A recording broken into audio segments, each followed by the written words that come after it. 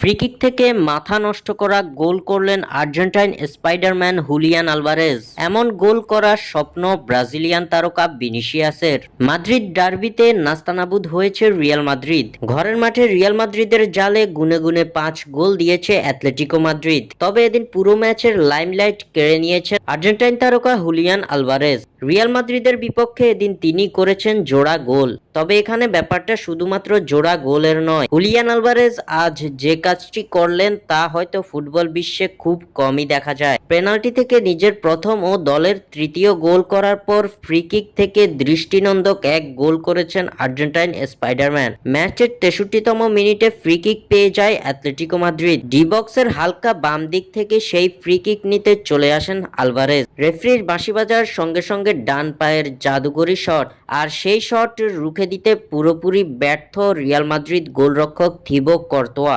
আলভারেজের এমন free kick goal দেখে অবাক হয়েছেন খোদ অ্যাটলেটিকো মাদ্রিদের কোচ ডিয়েগো সিমিওনে যে রিয়াকশনটা দিয়েছেন সেই রিয়াকশনটাই হয়তো দিয়েছে ফুটবল বিশ্ব। অবিস্মরণীয় এই ফ্রি কিক গোলের মাধ্যমে হয়তো ইতিহাসের পাতায় থাকবেন হুলিয়ান আলভারেজ। স্বাক্ষর থেকে সাদবিন ইসলাম।